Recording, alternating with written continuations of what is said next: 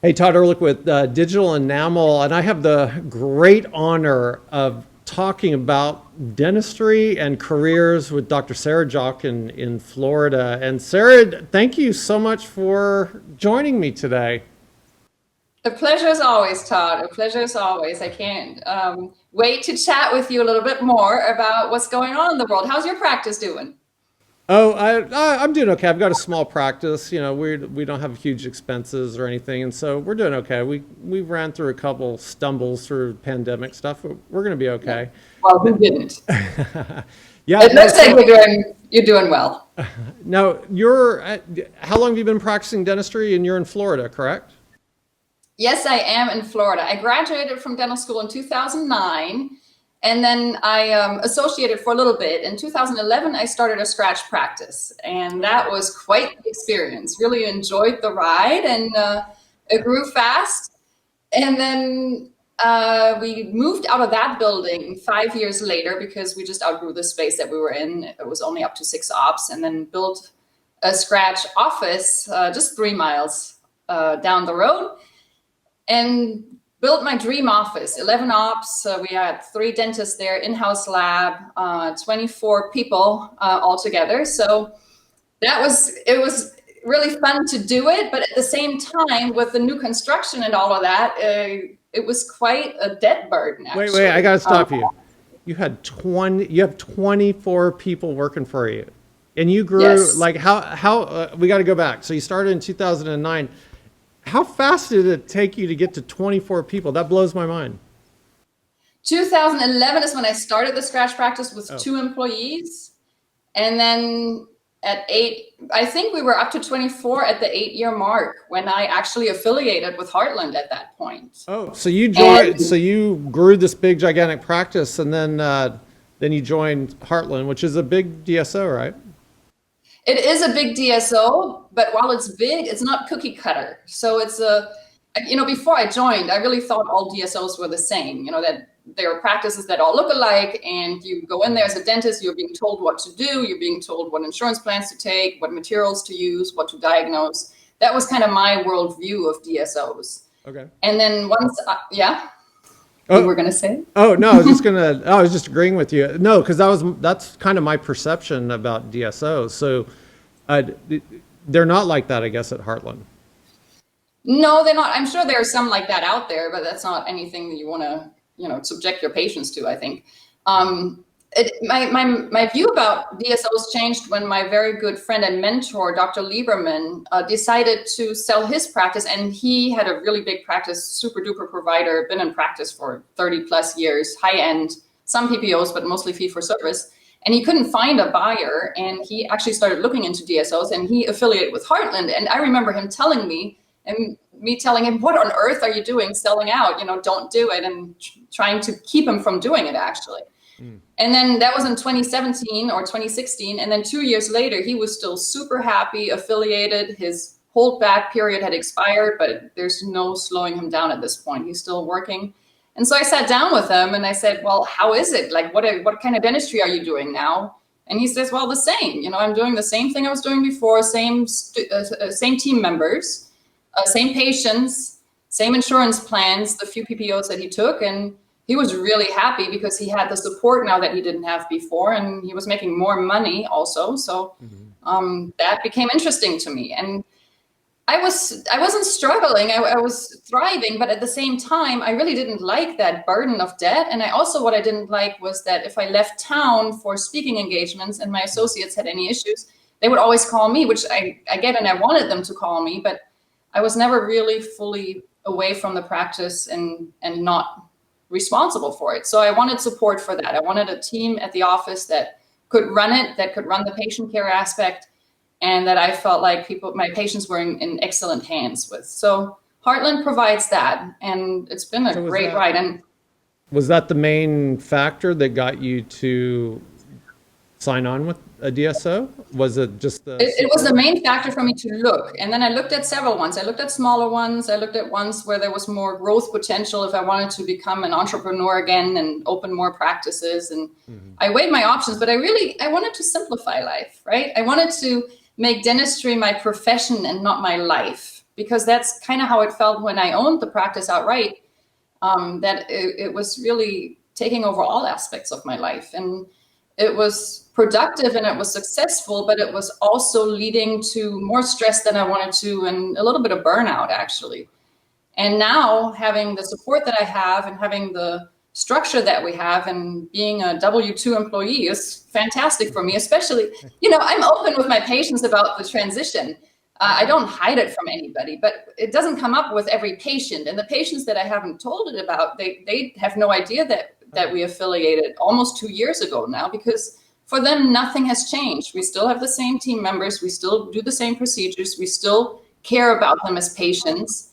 And that's something that you have to do at Heartland. If you're in it for the money, you won't last long there. If you're in it for good patient care, you'll thrive. So it's interesting how we have certain preconceived notions, and then when we learn better, we can really actually make the best decision we can about our future and our careers. And I'm just so glad that Dr. Lieberman opened my eyes when he did, because that was really relaxing in March of 2020 to know that I wasn't owning the overhead of payroll or mortgage payments or debt servicing. That was a real luxury. Let's go back. I'm kind of intrigued. So let's go back. I know Dr. Lieberman kind of guided you through that, but now that you're on the other side, let's say, what kind of things or advice would you give somebody that's considering it? Because I know before we started, you were mentioning a little bit to me about, the size of the DSO, how long they've been around, kind of their business model. So can you comment about that a little bit? Yes, so I would highly recommend that you speak to others who have become members of that DSO. And most DSOs will give you names. It's kind of a red flag if they don't want you to talk to people who've affiliated with them before. And then you can also maybe find some other people who are members who they didn't give you names of, and research it and talk to them in private. Call them up and find out what their experience was, what were some tough moments or problem areas, because nothing's ever 100% great. There are always stumbling blocks. There are always transitions that are difficult, and just discuss with them. And then there are also, of course, people who do this for a living to advise you. For example, companies like Professional Transition Services can know the market better and can advise you. So that's available. But also the dental community has a lot of people in it that are happy to talk about it if you just ask them. Some are hesitant because, some people still have really bad preconceptions about DSOs. And as soon as you mention that word, it's just a litany of how can you sell out to the overlords and, all of the corporate, it sounds negative. And it's probably earned by some bad apples in the bunch, but there are plenty of DSOs out there that are really there to support the doctor. That's what Heartland does. They're a doctor support company. They don't meddle with patient care. They have a list of trusted products that's cheaper, but you're not forced at all to buy from that list. I still place my high quality implant. I still have my high quality composites, and I still use my CEREC CBCT integrated workflow. So my notion that it was going to lower the quality of dentistry or patient care was just plain wrong. So my understanding is that you're able to do the way you practice dentistry and the decisions you made beforehand have not been impacted now that you're with Heartland. Is that right? Correct. And as a matter of fact, well, that's not a very nice question. I'm sorry. Like you could say otherwise. I'll rephrase that question. Well, and go ahead. Well, do you feel obligated or pressured or, to produce or, do procedures that are outside of your comfort zone? No, quite the opposite. I feel less pressure to do it because I feel less production pressure, because if I don't produce enough for the month, it will affect my paycheck. But I know that my team will get paid no matter what, because if I don't produce enough, their support, there to get me back to production. And also my associates or not my associates, my colleagues, they are producing as well. So it's not just on my shoulders. And for example, during the pandemic, if I would have had to front the money to pay their salaries while we were closed, that would have been my personal credit that was at stake, and that could have bottomed out pretty quickly. But being with a big company like Heartland, they had all the security in the world that they were going to get paid. And that's just a completely different mindset. Also, their benefit package is better, and their ability to further their own careers within the company is better. And I personally, so just because of the way my body is built, I struggle with the physical aspects of dentistry. The ergonomics is tough on me. And when I joined Heartland, I was doing 3 clinical days a week and had been for a while. And then it turned out, unfortunately, just because of my neck being long and my position the way it is, I've had to step it down to 2 clinical days a week. And they were completely supportive of that, and just want to make sure that I'm okay. Now, with the support I have, it turns out my production has not really suffered. I produce in the 2 days what I used to produce in the 3 days. But also, I've been able to research the subject more, and my enthusiasm about it has led me to become more active in the wellness space and researching about dentist burnout. And we have a big wellness program now at Heartland, where we are partnering with the Mayo Clinic actually to do some number research, some real scientific research on dentist burnout and how bad it is and how we can positively affect quality of life for dentists and their team members. So that's something that I'm now doing because I'm with Heartland. I don't think that would have been possible for me as a private dentist. Yeah, so you're able to coach and advise people within the Heartland system on that very thing, whereas independent dentists what kind of resource would we even have, right? Right, and the network is just incredibly strong within Heartland Dentists. We have an email thread, or almost like a blog thing, for all doctors. And if you have a question, or you need help with something, or you just want to show a case or something, the 1,800 doctors that we have in our network are really positive and supportive, so that if somebody has a question about, oh, I just perfed on this root canal treatment, what do I do? People are very helpful with providing support and clinical advice. Or should I biopsy this lesion? Or how should I treat this patient with this gingival hyperplasia? Or things like that come up all the time. And it's a network where people are there to learn. We all know that we make mistakes sometimes, and we need help, and we need to coach each other. And I really like how supportive it is. I find that online there are other networks available too, but there's always that person in there that's just going to show you up by being a little bit better and knowing it all and all of that, which some people it doesn't bother them, but some people it does. And that person that is bothered by that and won't go on that forum anymore now misses out on all that collegiality and support. So I didn't expect that, because of course we all have our networks of friends and colleagues already, but I didn't expect how much I would learn from my fellow dentists and how much of a bond there is between the doctors that are there at Heartland. And we have some really high-end providers in there, like the Dawson Academy is now a Heartland supported practice. Wow. Salama and Goldstein have been a Heartland supported practice for many years. Now they might not advertise it so much, and I'm not talking about these two in particular, but in general, because there is that negative connotation still. But internally, we are all one group of people who are there for one common goal, and that is to provide excellent patient care and helping each other achieve that. It's really, it's quite incredible, and that was a surprise benefit. Yeah, no, that's good to hear. I imagine as you were describing that, I was thinking, if I was in a more of a private forum within the DSO, I mean, maybe there would be more likely questions asked that maybe you wouldn't ask on a Facebook forum or something like that, because you're not putting yourself out there. That you're on the same team.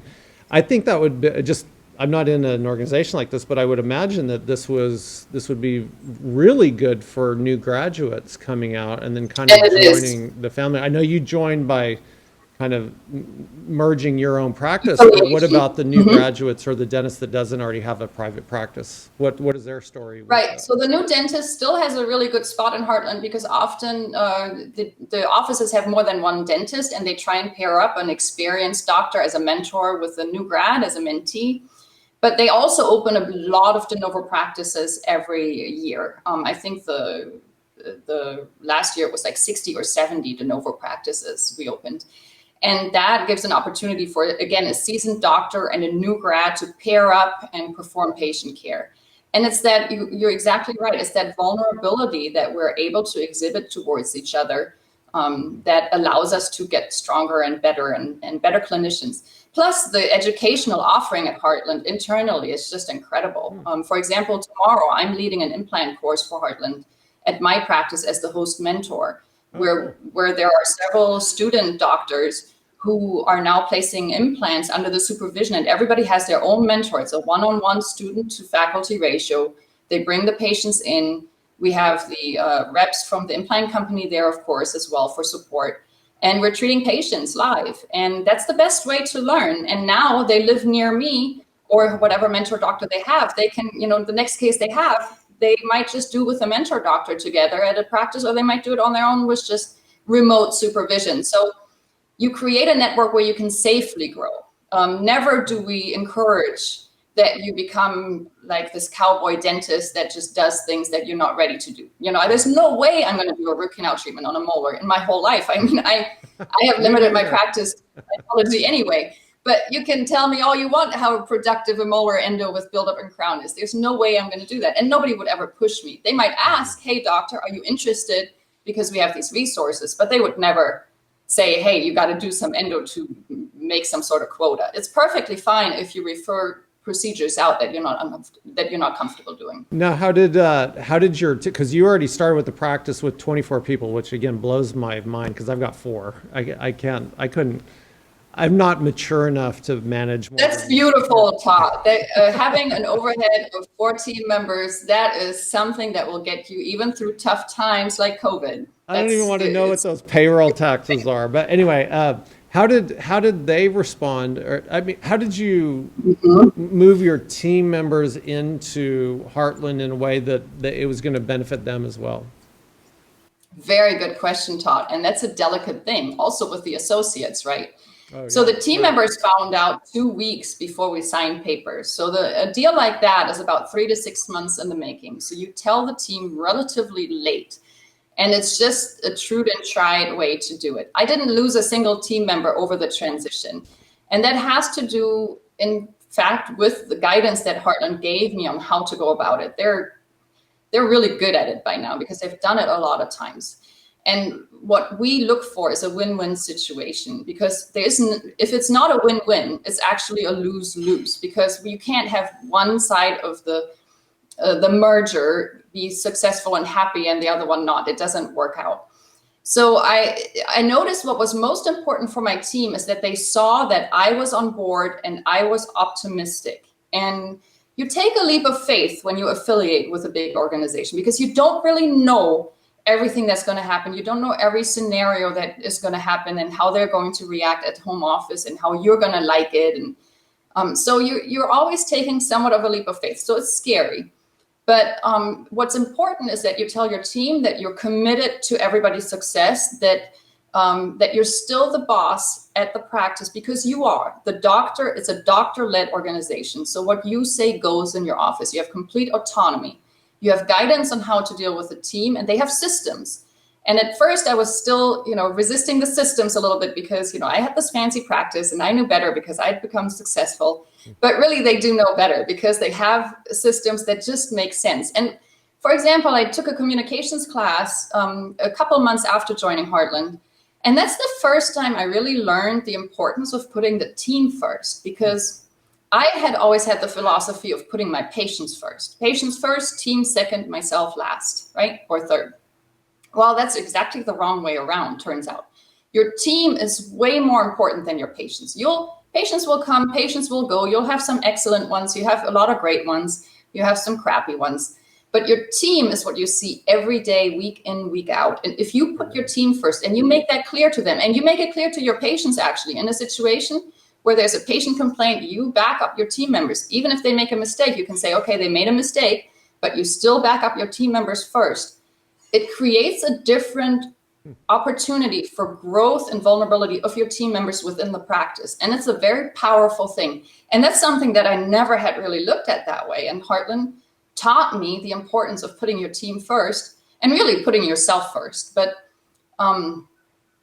it's those systems that have allowed me to become even more profitable and step back on my hours and still, in the end, deliver the same amount of dentistry. It's an efficiency You know thing. what I love about hearing all this is that I can tell you love dentistry. And I I think, do, and I'm so bummed I have to cut back because that's what I noticed during COVID. The first time back after the lockdown, sitting in my dental chair, I was like, oh my God, this feels so good to sit here and treat patients again. That satisfaction you get from delivering a beautiful smile and people being just grateful. I miss that a lot. So dentistry, it's a great profession, isn't it, Todd? Isn't it fun to help people with their oral problems? yes, it's fun, but as we were talking before we started this, it's like, God, I bet I spend 60 to 70% of my time outside of doing dentistry. It's whether it's business stuff or management things, and I can just see the sparkle in your eye when you're talking about dentistry, because obviously in your organization system that you've got right now, it's taken away a lot of burden. So a couple more Yes. questions. You were talking a lot about your team members and everything. So now that you're in this group, this organization, how much autonomy do you have with the team that you have right now? Like, are you able to like fire people, or how does this work? Uh-huh. Yes. So the doctor will always make the final decision. Your office manager, whether that's somebody who you already had, who's getting trained by Heartland to know their office manager systems, or if they help you find somebody for your practice that they have internally, they will always be there to do the legwork for you and to advise you. But it's the doctor that has to approve hiring, has to approve firing. All of that's still the same. So, for example, I had 4 in-house lab technicians in my lab. That was 4 of the 24 ladies, and organically, we actually needed to reduce. That was an important thing that had to happen before we even joined. Well, it turned out that shortly after we affiliated, 2 of them actually found something that they had that was more convenient for them. So they gave notice. So we didn't rehire anybody. But I was never told that I had to fire these 2 individuals, because what's important is that the first transition of onboarding, that as little changes as possible, and then you figure out everything as you move along. The first year is really your onboarding year. It does take that long. But now if we need a new hygienist or a new dental assistant, they do all of the pre-interviewing, they identify good candidates, and then they present them to you for an interview, and then you can decide if you want to move forward or not. So you don't lose any of that autonomy, Now, really.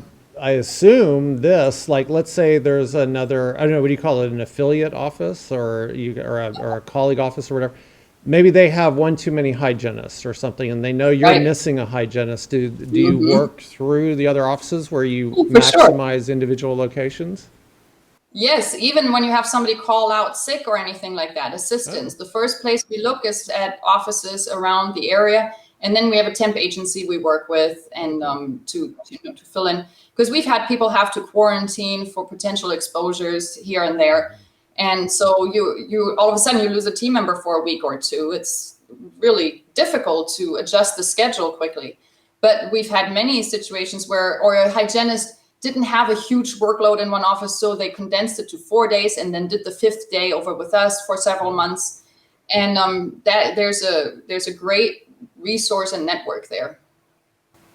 Oh, cool. So when it kind of helps, it's more regional. We're moving people around as needed. Now, are you able to make independent decisions on your location, I should call it, like how you order and the products you use? Or are you limited to whatever they buy in mass? Because I imagine that's a No, big no, advantage. nobody buys anything in mass. Oh, Every really? So office how does that orders then? exactly Okay, for so bad themselves. misconception Yes. that I've got. And that might be true in some DSOs. I don't know, but because some DSOs you have to use the composite that they pick together, and that's fine if the network of doctors uh, agrees to that. I'm a total control freak. I want to use my this curing light and my that composite and my this bond and that cement, and I do. Now, in the beginning, they were like, "Okay, doctor, this is how you pay, how much you're paying for the cement. We have this alternative that's Hmm. 10 times less expensive. If you want to, you can use that." But then if I say no, or would you like to try it? They might say, hey, can we order a sample for you to try? And on some of that stuff, I was like, okay, I'll try the different cotton forceps. But when it comes to cement, I was like, no, I'm not interested in that cement. I don't care what this one costs. I've been using it forever. My crowns don't debond, and I don't want to start dealing with it. I don't want to change anything. That's fine now. But you still have an incentive to consider it, because you're getting paid a base percentage, but then there's also a profitability bonus. So then they look at your profitability. And if you're buying all the expensive stuff, you won't be as profitable. And then neither you nor the team will get that quarterly bonus, which is sizable if you do it right. So there's that incentive, and what I've noticed is that my team is really starting to look at numbers. So now they don't want to buy the expensive stuff for like office supplies anymore, because they too know exactly, they're starting to calculate. The P&L comes out every month and there's absolute transparency. So they know how much of that, however hundreds of thousands of dollars you brought in that month, goes towards the team salary, how much goes towards supplies, how much goes towards advertising. It's all there, black on white. It's very transparent. We like transparency at Heartland. And so they want to start saving money where it's smart, right? And I've never had them be interested in that. They always just ordered, what they needed. It wasn't their money. Right now it's their money. So that ownership piece became bigger, which surprised me, because I thought that in private practice, people would feel more ownership of their practice than at a large company like Heartland. Now, are there growth opportunities for team members through all this? I know you mentioned how you're doing other things outside of clinical dentistry, but what about for the team? Absolutely. So, for example, at Heartland, every receptionist or front office person is called a business assistant. That's a BA. And anybody who's helping in the back is a dental assistant, DA.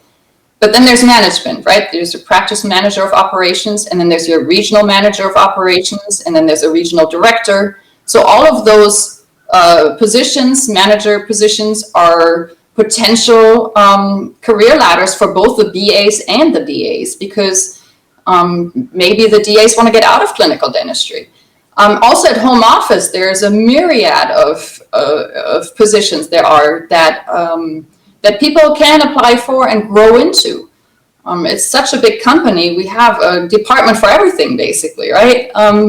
So that's, and also the benefit package is better. Heartland has a much higher purchasing power when it comes to health insurance or retirement planning or counseling. Like, for example, during the COVID time, we all had free counseling sessions. So if we struggled with what was going on, everybody, whether you had health insurance through the company or not, had access to a number of counseling sessions. And I couldn't offer that as a private dentist. I mean, that wasn't something that I had in my budget. That not at all. You just can't.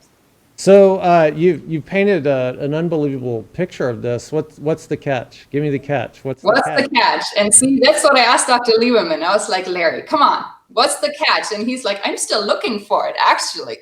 And I am still looking for it. And like I said, it's not all smooth sailing, Well, okay, well, maybe a better way to ask this. So, full transparency, how is Heartland making the money off of what you're doing? Obviously, they're taking a percentage, right?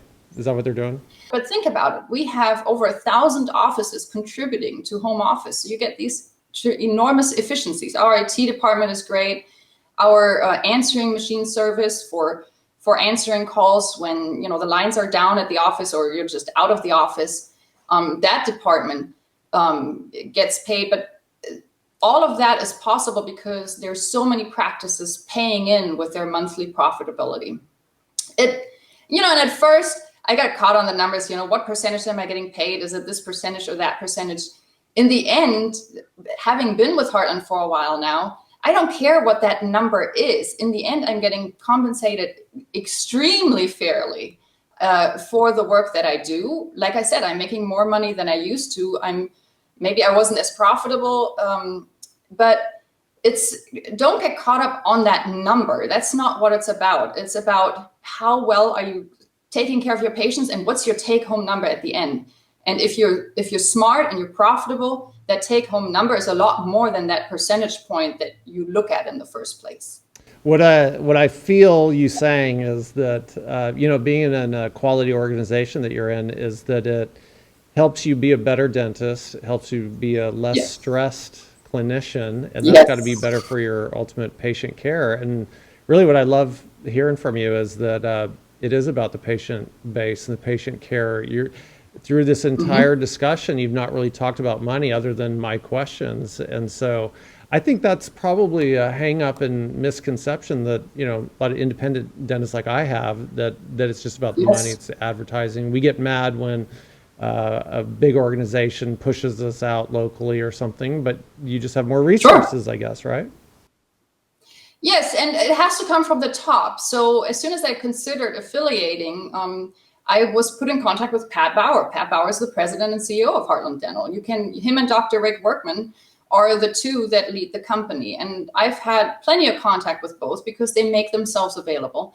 And it's just clear that they are in it for what their mission states, or our mission states, which is to deliver the highest quality dental care to the communities that we serve while supporting the team members and allowing them to grow and having exceptional careers. So that is something that has to come from leadership. If your leadership is just interested in the bottom line, the whole organization will just be interested in the bottom line and they will fail. But if they're really interested in that patient care and we want to be a world-class company, and you can't be a world-class company if you lose sight of the fact that you're there to treat patients. That's what pays for everything in the end. So that's just, it's got to come from the top, and it does. It's just there. You know what I think they need to do for you? You need to be the official spokesperson for this company, because you're great. I mean, I think there's going to be a lot of people signed up just because of this video. Sarah, you got any last thing to tell about your practice and what you're doing in your world? If you're interested in this, please contact me. I am more than happy to spend time talking about my experience, the good, the bad, the ugly, the final outcome, all of it. Life is good when you have the support that you need. It really is that way. Thanks, Todd. I appreciate it. Oh man, this has been great. Thanks so much. We talked about this a little bit beforehand, but I didn't really realize how great the situation is for you. So thank you for enlightening. Well, hey, let's do this. Let's chat about it when I come over. I'm going to be in Austin not too long from now because we have our digital summer symposium coming up. So let's just go ahead and have a beer and discuss it and see what is in store for you in the future. Yeah, well, if Heartland makes its own beer, I might consider. So we'll. Sarah, your blessing. Thank you so much, and everybody, if take advantage of this. Sarah's a great mentor, and if you're any thoughts to even go down this route, you ought to at least talk to her, even if it's not Heartland. You ought to, because she gave me great insight on other things to look out for. So, anyway, peace, everybody. Thanks.